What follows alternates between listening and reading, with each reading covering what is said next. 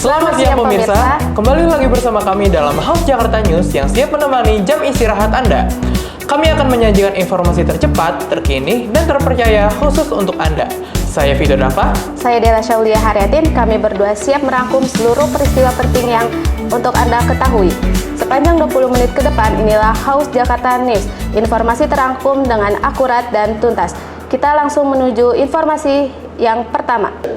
Pemirsa, PPKD Jakarta Pusat adalah tempat pelatihan kerja di bawah naungan Dinas Tenaga Kerja, Transmigrasi, dan Energi Provinsi DKI Jakarta yang bekerja sama dengan Badan Perlindungan Pekerja Migran Indonesia melalui program G2G.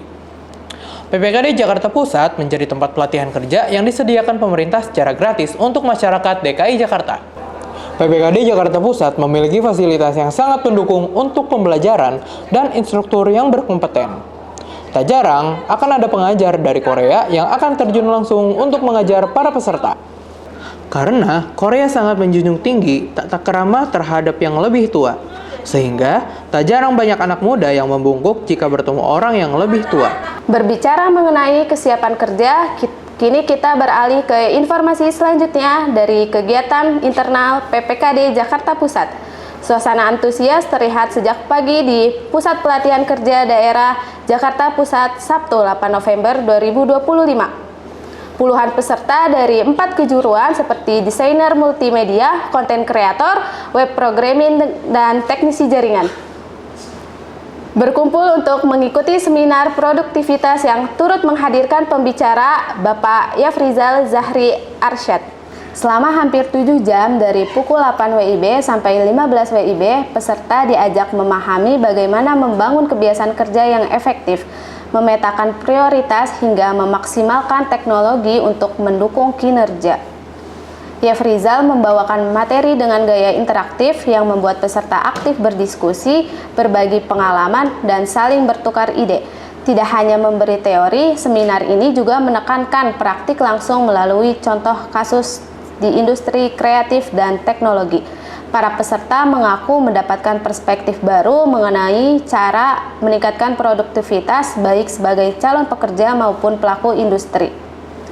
Bagi warga Jakarta Pusat, kegiatan ini menjadi bagian dari upaya meningkatkan kualitas lulusan yang siap menghadapi tantangan dunia kerja modern.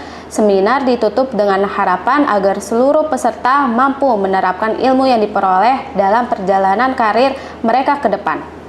Pemirsa, kita beralih ke informasi berikutnya. Menjelang Hari Pahlawan, para peserta dari kejuruan multimedia tengah disibukkan dengan materi fotografi.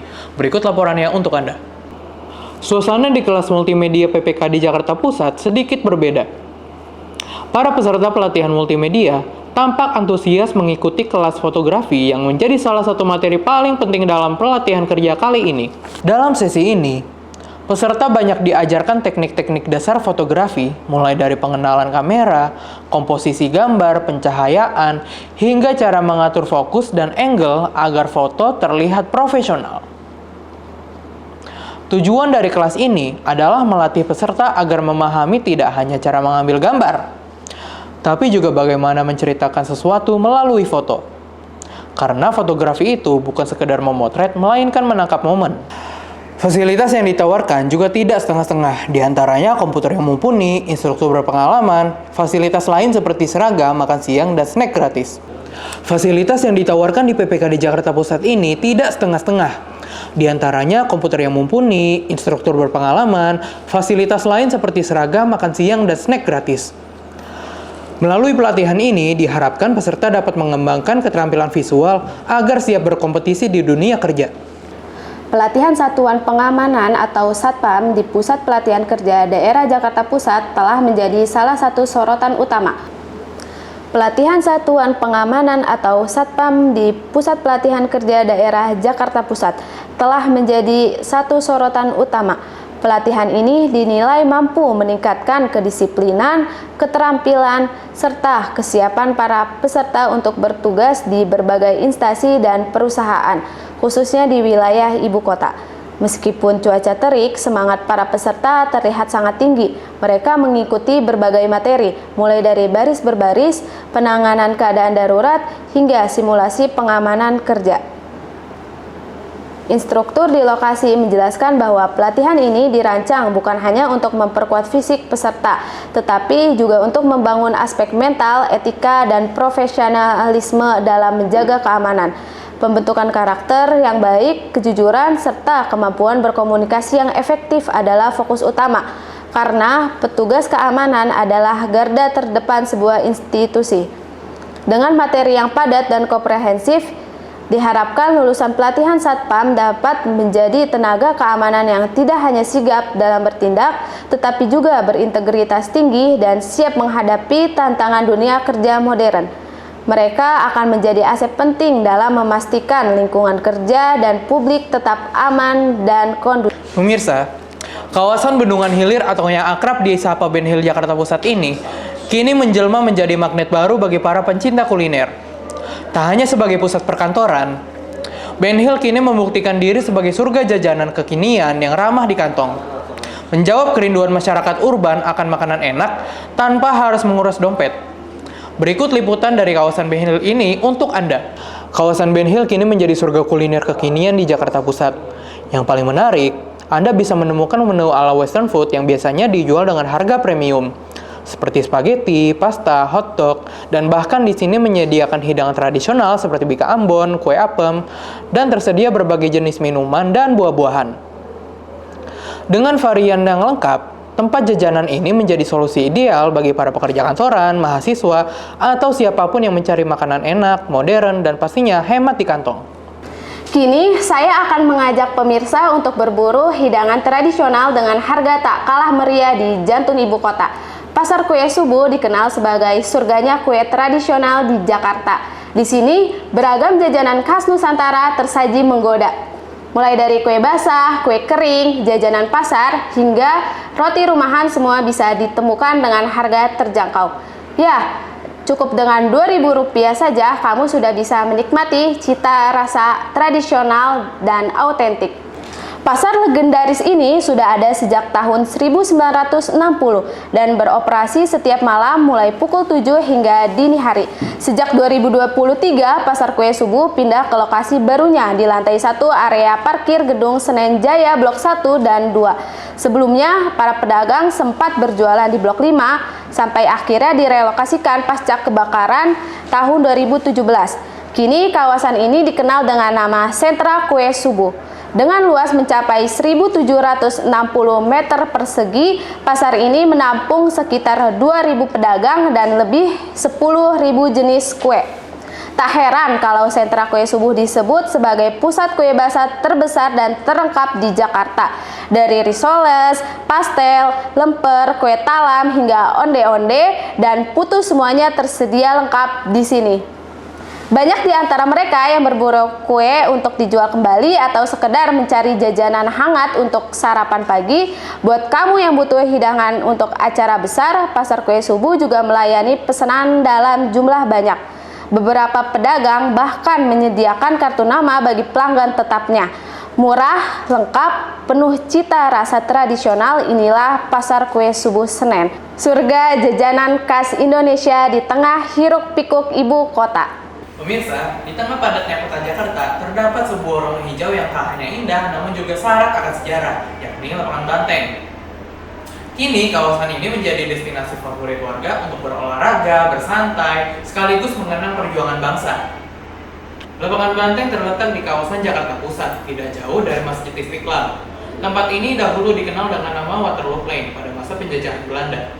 Namun, setelah Indonesia merdeka, Presiden Soekarno mengubah fungsi kawasan ini menjadi Lapangan Banteng sebagai simbol semangat perjuangan rakyat Indonesia dalam merebut kembali Irian Barat.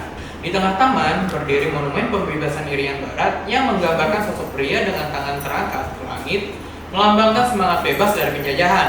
Di belakang monumen terdapat dinding relief panjang yang menceritakan kisah perjuangan bangsa Indonesia dalam mempertahankan wilayahnya. Di tengah taman berdiri monumen pembebasan Irian Barat yang menggambarkan sosok pria dengan tangan terangkat ke langit, melambangkan semangat bebas dari penjajahan.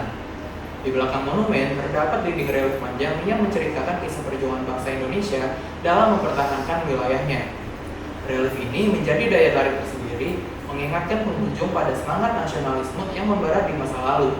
Kini, setelah proses revitalisasi oleh pemerintah Provinsi DKI Jakarta, Lapangan Banteng berubah menjadi taman kota yang modern dan ramah pengunjung. Area ini memiliki jalur jogging yang luas, taman terbuka untuk senam dan yoga, serta taman bunga dan area duduk yang rindang. Bagi keluarga, tersedia juga area bermain anak-anak yang aman dan bersih. Taman ini buka 24 jam, sehingga warga dapat datang kapan saja, baik di pagi hari untuk berolahraga maupun malam hari untuk menikmati suasana kota. Tak hanya sebagai ruang olahraga dan rekreasi, lapangan Banteng juga sering menjadi pusat kegiatan warga.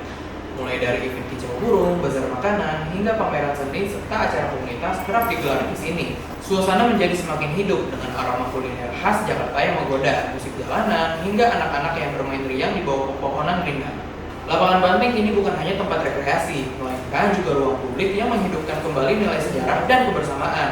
Disinilah masyarakat Jakarta dapat berolahraga, bersantai, dan mengenang semangat perjuangan bangsa yang tak pernah padam.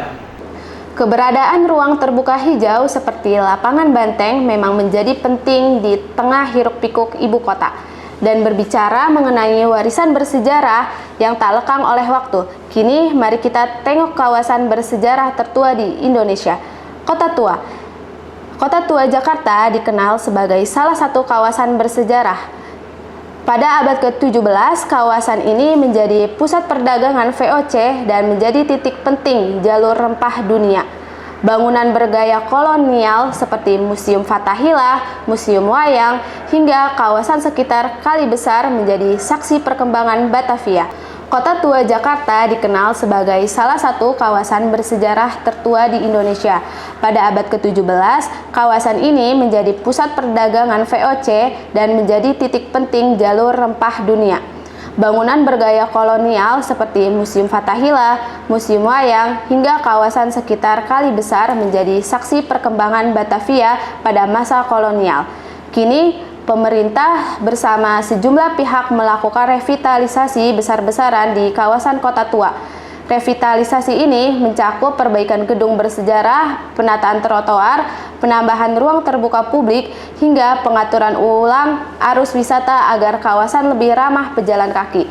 Tujuannya menjadikan Kota Tua sebagai ruang budaya yang hidup, aman, dan nyaman untuk wisata sejarah. Dengan revitalisasi ini, Kota Tua diharapkan tidak hanya menjadi destinasi wisata, tetapi juga pusat kreatif yang menghubungkan masa lalu dengan wajah modern Jakarta.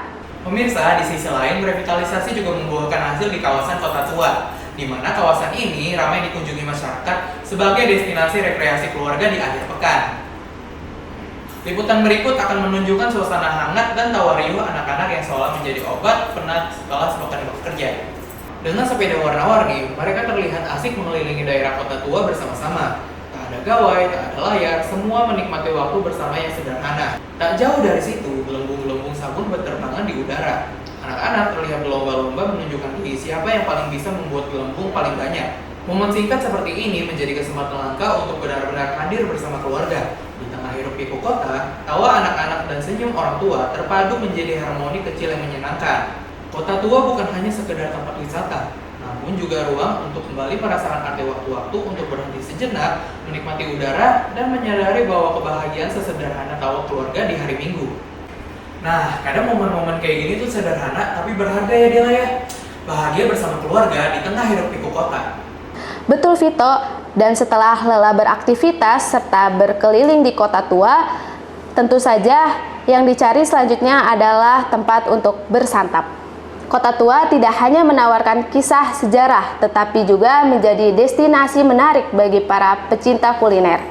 Kawasan primadona yang tidak pernah sepi pengunjung ini tidak hanya menawarkan kisah sejarah yang mengingatkan kita akan masa lalu, tetapi juga menjadi salah satu destinasi menarik bagi para pecinta kuliner. Berikut liputan ini untuk Anda. Kota Tua Jakarta atau Batavia Lama, pusat perdagangan bagi benua Asia pada zaman pemerintahan Hindia Belanda, yang merupakan area pemukiman pertama di Jakarta. Bangunan-bangunan lama di kawasan ini meninggalkan sejarah yang meningkatkan daya tarik bagi kawasan ini. Selain menikmati suasana pengalaman historis, aneka kuliner lezat juga meningkatkan daya tarik dari kawasan ini. Salah satu ikon kuliner Kota Tua yang menawarkan suasana historis adalah Cafe Batavia. Kafe yang berlokasi tepat di seberang Taman Fathahillah ini menempati bangunan abad ke-19 yang sangat terawat dengan suasana yang megah. Selain kafe dengan nuansa sejarah, jajanan kaki lima di sekitar Kota Tua Jakarta juga menjadi salah satu daya tarik bagi pecinta kuliner. Jajanan kuliner dengan nuansa tradisional khas Betawi hingga jajanan klasik SD dapat menjadi pilihan bagi para pengunjung kawasan ini. Mulai dari makanan berat seperti pecel lele, mie ayam, ayam bakar, dan banyak pilihan makanan berat lainnya dapat menghilangkan rasa lapar ketika mengunjungi kawasan Kota Tua Jakarta ini. Selain makanan berat, jajanan populer seperti otak-otak, telur gulung, dan cilor juga menjadi pilihan kuliner yang diincar oleh para pengunjung kawasan ini. Pengunjung tidak hanya disuguhkan pemandangan arsitektur bersejarah, tetapi juga dimanjakan oleh beragam pilihan kuliner.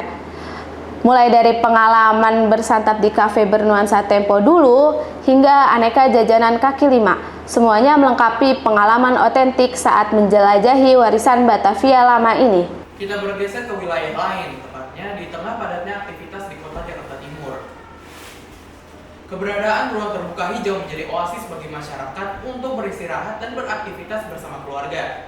Salah satunya adalah Taman Piknik Kalimalang, yang kini menjadi destinasi favorit warga untuk berolahraga, bersantai, sekaligus menikmati suasana alam di tepi aliran Sungai Kalimalang.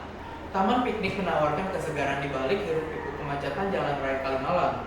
Taman seluas 1,4 hektar tersebut mempunyai hamparan rumput hijau yang menggoda untuk diduduki. Sesuai namanya, pengunjung bisa berpiknik di hamparan rumput hijau ini. Ditambah suasananya yang sejuk karena terdapat banyak pepohonan yang rindang. Oke, baik, untuk selanjutnya berbicara mengenai kegiatan yang bermanfaat bagi warga. Kali ini kita beralih ke informasi mengenai kegiatan sosial dan pendidikan yang bertujuan menanamkan nilai perdamaian sejak dini. Kali ini kami hadir dengan liputan kegiatan sosial pendidikan bertajuk Pitch Poster Contest atau Lomba Poster Perdamaian yang diselenggarakan oleh Lions Club International bekerjasama dengan Lipomal Puri Jakarta Barat. Acara ini merupakan program tahunan Lions Club International yang bertujuan untuk menumbuhkan semangat perdamaian, persahabatan, dan toleransi di kalangan generasi muda melalui seni. Bertempat di Lipomal Puri Jakarta Barat, ratusan pelajar dari berbagai sekolah antusias mengikuti lomba menggambar poster bertema Together as One, bersama kita satu. Para peserta menuangkan imajinasi mereka tentang makna perdamaian dunia lewat warna dan kreativitas di atas kertas gambar. Karya tersebut nantinya dinilai oleh Dewan Juri yang terdiri dari perwakilan Lions Club, seniman, dan pendidik seni rupa. Selain lomba, acara juga menampilkan pameran karya peserta serta pengumuman pemenang yang akan mewakili wilayah ini ke tingkat nasional hingga internasional. Menurut panitia, kegiatan ini bukan sekedar kompetisi, tetapi juga sarana menanamkan nilai empati, toleransi, dan cinta damai sejak dini. Melalui pitch poster kontes ini, Lions Club International berharap dapat melahirkan generasi muda yang peduli terhadap perdamaian dan menjadi duta kebaikan di lingkungannya. Melalui seni dan kreativitas, lomba tersebut berhasil menanamkan nilai empati, toleransi, dan cinta damai sejak dini kepada generasi muda. Pemirsa, dengan berakhirnya laporan, maka berakhirlah pula kebersamaan kita dalam House Jakarta News siang hari ini. Demikianlah pemirsa, sepanjang waktu ini kita telah merangkum berbagai informasi penting untuk Anda. Mulai dari upaya peningkatan kualitas SDM melalui pelatihan kerja di PPKD Jakarta Pusat, hingga jelajah kuliner dan ruang sejarah di kawasan Kota Tua. Kami ucapkan terima kasih atas kebersamaan Anda. Tetap ikuti perkembangan berita di Ibu Kota bersama kami. Saya Vito Dava. Dan saya Dela Syaulia Haryatin. Kami pamit undur diri. Selamat melanjutkan aktivitas Anda dan sampai jumpa.